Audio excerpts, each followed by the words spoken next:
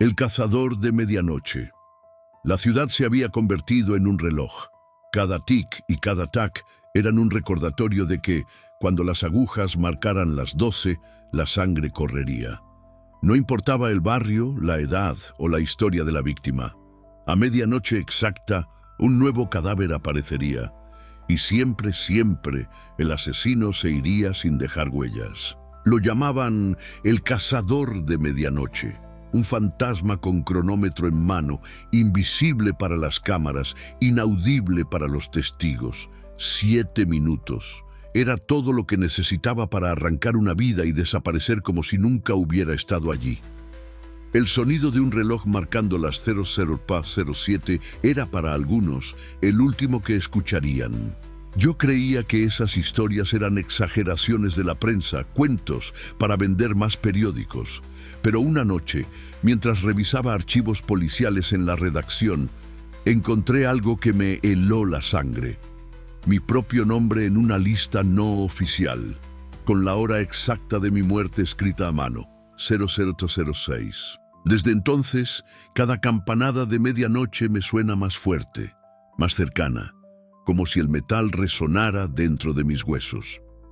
Intenté ignorarlo, cerrar cortinas, encender luces, dejar la televisión encendida.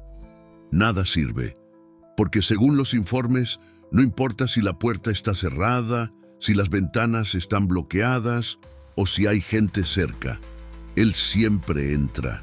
Y esta noche, mientras escribo estas palabras, el reloj marca las 23:54. 6 minutos hasta la hora maldita. Afuera, la calle está en silencio, demasiado silenciosa. No hay coches, no hay pasos, no hay viento, solo el sonido seco del reloj sobre mi escritorio y una sombra que no debería estar detrás de mí. En esta ciudad, la medianoche dejó de ser una hora para dormir. Se convirtió en un aviso, una cuenta regresiva que nadie puede detener. La policía lo llama un patrón criminal sin precedentes. La gente lo llama el cazador de medianoche. Yo lo llamo por lo que es, una sentencia de muerte que llega con puntualidad suiza. Cada noche, entre las 00:00 y las 00:07, alguien muere, sin lucha, sin testigos, sin que las cámaras capten nada. Solo cuerpos fríos y relojes detenidos a la misma hora. Un asesino que no deja huellas, que no necesita entrar rompiendo puertas y que parece conocer cada rincón, cada secreto, cada miedo de sus víctimas. No hay perfiles psicológicos que encajen, no hay vecinos que digan «yo lo vi». Lo único que sabemos es que, si estás en su lista, él encontrará la manera de llegar hasta ti. Algunos dicen que es humano, otros que es algo más. Lo único cierto es que nadie sobrevive después de escuchar ese último tic-tac. Esta es la historia de cómo comenzó su reinado de terror y cómo, una noche, la cacería cambió de dirección. Lo que voy a contarte no es un rumor, ni una leyenda urbana. Es un relato basado en informes policiales, entrevistas y una experiencia demasiado personal. Antes de abrir la última puerta, dime en los comentarios, ¿en qué ciudad y país estás escuchando esta historia? Y sobre todo, ¿qué tema de terror quieres que exploremos en el próximo vídeo? Casas embrujadas, criaturas imposibles, asesinos ocultos. Tu elección podría ser la próxima pesadilla que contemos aquí. Capítulo 1. La primera noche. La primera vez que escuché sobre el cazador de medianoche fue en un café barato cerca de la comisaría. Un oficial joven, con las manos temblando alrededor de su taza, me dijo que había visto algo que no entendía. No un rostro, no una silueta, sino un vacío. Como si una parte del callejón hubiera estado arrancada de la realidad por 7 minutos exactos. Su testimonio coincidía con el de otros agentes. La escena del crimen estaba impecable. Ni huellas, ni señales de entrada forzada, ni marcas de lucha. La víctima, un hombre de 42 años, llamado Mateo Salazar, fue encontrada en el suelo de su cocina, con los ojos abiertos y el reloj de pulsera detenido en las 00:07. Revisé las grabaciones de las cámaras cercanas. Entre las 23:59 y las 00:08 había un lapso de oscuridad. No estática, no error técnico, solo un negro absoluto, como si alguien hubiera borrado la cinta. El resto de la noche, las imágenes eran normales. Ningún técnico pudo explicar lo que pasó. La policía intentó construir una línea de tiempo. Mateo había llegado a casa a las 22:14, había cenado, visto televisión y luego... nada. El vecino de arriba dijo haber escuchado un golpeteo suave, como uñas sobre madera, justo a medianoche. Después, silencio. Lo inquietante era que no había señal de que alguien hubiera entrado o salido. Las puertas seguían cerradas por dentro, las ventanas bloqueadas. Y sin embargo, el cuerpo estaba ahí, frío, con una expresión de sorpresa absoluta. Esa noche, en el informe forense, leí una nota que casi pasó desapercibida. En el bolsillo de la víctima había una tarjeta en blanco, con un solo número escrito a mano. 6. Nadie supo qué significaba. Conseguí permiso para visitar el lugar. La cocina todavía olía a metal y humedad. Sobre la mesa, un plato con comida a medio terminar, como si algo lo hubiera interrumpido de repente. El reloj de pared marcaba las 00:07 y estaba roto, el segundero clavado como una aguja en la herida de un tiempo muerto. Me quedé en silencio, grabadora en mano, intentando imaginar qué había visto Mateo en sus últimos segundos. El aire estaba denso, como si algo invisible aún permaneciera allí, observando. Entonces, sin motivo aparente, el reloj caído sobre la encimera se movió 1 centímetro, golpeando suavemente la madera. No había nadie más en la casa. Revisé cada habitación, cada armario. El sonido de mis pasos resonaba como si el espacio estuviera vacío, pero mi piel decía otra cosa. Sentía que, detrás de cada sombra, algo se mantenía quieto, esperando. Salí de allí con la certeza de que el cazador de medianoche no era un ladrón, ni un asesino común. Era meticuloso, calculador, y dejaba pequeñas pistas que no parecían tener sentido. Esa tarjeta con el número 6 sería el primer hilo de una telaraña que aún no sabía cuán grande era. Capítulo 2. El segundo golpe. Pasaron apenas 3 noches antes de que el cazador volviera a actuar. Esta vez, la víctima fue una joven enfermera llamada Clara Méndez, de 27 años. Vivía sola en un pequeño departamento en el barrio San Isidro, a menos de 5 kilómetros de la escena anterior. Clara había terminado su turno en el hospital a las 23:40 y fue vista entrando al edificio a las 23:52. Las cámaras mostraban su silueta cargando una bolsa de supermercado. Después, otra vez, el apagón en las grabaciones. El mismo lapso, de 23:59 a 00:08, un vacío total. Cuando la encontraron, estaba sentada en el sofá con la televisión encendida en un canal de estática, sus ojos abiertos, fijos en un punto indeterminado. El reloj de pulsera detenido en 00:07 y, en su mano derecha, otra tarjeta. Esta vez, el número era un 5. Mis dedos sudaban al sostenerla. No podía ser coincidencia. El primer cadáver tenía un 6, ahora un 5. Una cuenta regresiva. Una cacería con un final premeditado. Lo extraño era que no había signos de violencia física en ninguno de los cuerpos. Ningún golpe, ninguna herida evidente. Los forenses hablaron de un colapso súbito, como si el corazón hubiera dejado de latir por un miedo insoportable. Entrevisté a un vecino que vivía frente a su puerta. Me dijo que, justo a medianoche, escuchó 3 golpes lentos, como si alguien tocara con los nudillos. Pero al mirar por la mirilla, el pasillo estaba vacío. Al revisar las pertenencias de Clara, encontré algo que el inventario policial no mencionaba. Un papel arrugado dentro de su bolsillo, con una frase escrita en tinta roja. Decía: ya me viste una vez. Sentí un escalofrío. La frase implicaba contacto previo, una cercanía que las víctimas no habían notado o no habían querido recordar. Cuando volví a la comisaría, coloqué las dos tarjetas sobre la mesa, 6 y 5. El patrón era claro, pero no sabía cuándo llegaría el próximo ataque. Y peor aún, no sabía qué pasaría cuando la cuenta llegara a 0. El reloj de pared en la sala de interrogatorios marcaba las 22:11. 2 horas después, el teléfono de la central sonó. Otra víctima, otra tarjeta, el número 4. Y un detalle nuevo. Esta vez, el asesino había dejado un mensaje grabado. Capítulo 3. La voz en la oscuridad. La tercera víctima fue un empresario llamado Rafael Cortés, de 55 años. Vivía en un dúplex con sistema de alarma y seguridad privada. Nada de eso sirvió. Lo encontraron en su estudio, desplomado sobre el escritorio, con el reloj detenido a las 00:07 y la tarjeta con el número 4 apoyada en su pecho. Pero lo que lo diferenciaba de los casos anteriores era un sobre dejado junto al teléfono fijo. Dentro había una memoria USB.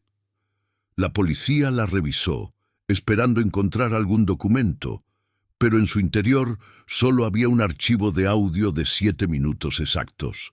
El sonido era limpio, sin interferencias. Al principio solo se escuchaba una respiración lenta y constante. Después, un suave golpeteo, como dedos tamborileando sobre madera.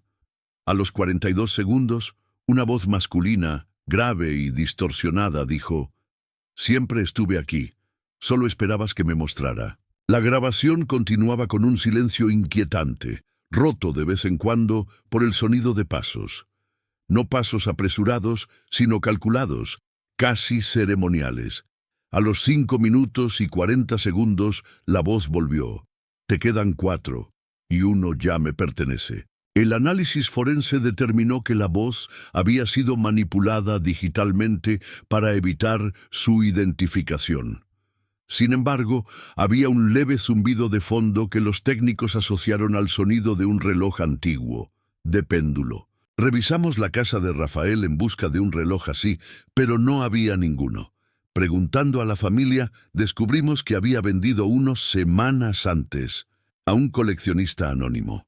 Ese coleccionista nunca dejó nombre ni dirección, solo pagó en efectivo y se llevó el reloj envuelto en un paño negro. El vendedor, un anticuario del centro, lo recordaba bien. Dijo que sus manos eran frías, demasiado frías para un hombre vivo. Con esa pista, trazamos una lista de posibles compradores y comenzamos a cruzar direcciones con las escenas de los crímenes. Sorprendentemente, todas las víctimas vivían a menos de 1 kilómetro de un lugar por el que el comprador había pasado en los últimos 2 meses. Esa noche, mientras revisaba los audios por última vez, noté algo que los técnicos no habían mencionado. A los 3 minutos exactos de la grabación, se escuchaba un susurro. Mi nombre. Fue ahí cuando entendí que el cazador de medianoche no estaba cazando al azar. Cada muerte, cada número, cada pista, todo era un camino que lo acercaba a mí. Capítulo 4. La trampa. No podía esperar a que él viniera por mí. Si el patrón seguía, en 3 noches exactas, recibiría la tarjeta con el número 1, o peor, mi propio número 0. Decidí convertir mi apartamento en una trampa. Cámaras en cada rincón, micrófonos ocultos, sensores de movimiento y una cerradura reforzada en la puerta principal. El capitán de la brigada aceptó ayudarme, pero con una condición. Debía permanecer en el lugar la noche de la supuesta visita. No era un plan que me tranquilizara, pero la alternativa era esperar y rezar. A las 23:30, el equipo policial tomó posiciones en el edificio, listos para intervenir. Durante la primera media hora, todo fue silencio. Podía escuchar mi propia respiración y el eco distante de un reloj de pared en el pasillo. Revisaba el monitor de las cámaras una y otra vez, buscando cualquier anomalía. A las 23:59, las luces parpadearon. El reloj digital marcó las 00:00 y todas las cámaras se apagaron al mismo tiempo. El sistema no falló, simplemente dejó de recibir imagen, como si el lente estuviera cubierto por una sombra absoluta. Los sensores no registraban movimiento, pero yo juraría que el aire se había vuelto más pesado. A las 00:02 escuché el golpeteo. 3 golpes lentos en la puerta, idénticos a los que el vecino de Clara había descrito.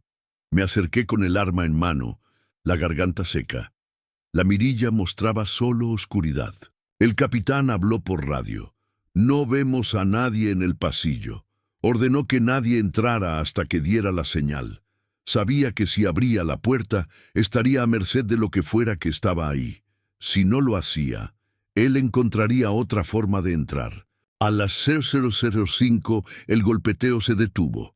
Y entonces, desde la cocina escuché el sonido de mi propio reloj de pulsera, aunque yo lo llevaba puesto en la muñeca. Era el mismo tic-tac distorsionado que aparecía en la grabación de Rafael. Corrí hacia la cocina y lo vi. Mi reloj estaba sobre la mesa, marcando las 00:06. El que tenía en la muñeca había desaparecido. Me giré de golpe, pero la habitación estaba vacía. Los sensores se reactivaron justo a las 00:08. Las cámaras volvieron a mostrar imagen. Ningún intruso, ninguna señal de entrada forzada. Solo yo, de pie, con una tarjeta nueva sobre la mesa. El número 2. El capitán revisó las grabaciones y negó con la cabeza. Nada, ni una sombra, ni un fallo técnico explicable. Se acabó el tiempo, me dijo, pero yo sabía que aún quedaba una noche. Y esa sería la más peligrosa de todas. Capítulo 5. La última cacería. No dormí la noche anterior. La tarjeta con el número 2 estaba sobre mi escritorio, como un recordatorio constante de que ya no había margen de error. Si el patrón continuaba, esta noche recibiría el número 1, y después sería el final. Decidí que no iba a esperar sentado. Revisé cada centímetro del apartamento buscando formas de evitar la oscuridad que precedía su llegada. Coloqué lámparas de emergencia, linternas y hasta velas encendidas. También conseguí un reloj mecánico antiguo, idéntico al que había aparecido en las grabaciones, para atraerlo. A las 23:55 me senté frente a la puerta grabadora en mano. Tenía la sensación de que él no caería en la misma trampa 2 veces. Si quería atraparlo, tendría que dejarlo entrar y sobrevivir a esos 7 minutos. A las 00:00, las luces no se apagaron. Todo siguió iluminado. Por un momento, creí que no vendría. Entonces, el reloj mecánico que había colocado en la mesa comenzó a girar hacia atrás, con un tic-tac cada vez más rápido. A las 00:02, la temperatura en la habitación cayó bruscamente. Mi respiración se volvió visible. En la mirilla, una figura alta, de hombros estrechos, permanecía inmóvil. Su rostro era un borrón, como si alguien hubiera manchado la imagen con carbón. Abrí la puerta antes de que golpeara. La figura entró sin moverse, como si deslizara los pies sobre el suelo. En su mano llevaba una tarjeta con el número 1. Me la entregó y sin apartar la vista susurró: 0 es solo el comienzo. A las 00:05, el capitán y 2 agentes irrumpieron en el apartamento.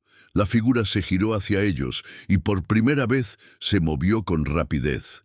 Corrí detrás, pero su cuerpo parecía deshacerse en una nube oscura que se fragmentaba en el aire. Uno de los agentes disparó, y la nube se comprimió violentamente, quedando atrapada dentro del reloj mecánico. El sonido del tic-tac se volvió irregular, como si algo luchara por salir. Sellamos el reloj en una caja de plomo y lo llevamos a la unidad de evidencia. Desde entonces nadie lo ha abierto. Dicen que, algunas noches, se escucha golpear desde adentro. No encontré la tarjeta con el 0, pero cada vez que el reloj marca la medianoche, no puedo evitar pensar que tal vez algún día Él vendrá a terminar lo que empezó. Dicen que la justicia se mide en pruebas y condenas, pero ¿qué ocurre cuando el culpable no es algo que pueda ser juzgado? El reloj sigue guardado, sellado, y los informes oficiales dicen que el caso está cerrado. Sin embargo, las calles aún callan cuando la medianoche se acerca y la gente mira el cielo como si temiera que el tiempo mismo pudiera abrirse en dos. Yo sigo viviendo en la misma ciudad, aunque cada vez que el reloj marca las 00:00, siento ese peso invisible detrás de mí. No sé si el cazador de medianoche era un hombre, una sombra, o algo que vive entre los segundos. Solo sé que no lo atrapamos, lo encerramos, y lo encerrado siempre encuentra la manera de escapar. Tal vez la próxima tarjeta no tenga número, tal vez lleve un nombre, y si estás escuchando esto quizá quieras preguntarte, ¿qué harías si esa tarjeta tuviera el tuyo? Cuéntame en los comentarios, ¿en qué ciudad y país estás? Y no olvides decirme, ¿qué tema de terror quieres que exploremos en el próximo video? Puede que tu elección sea la próxima historia que llegue justo a medianoche.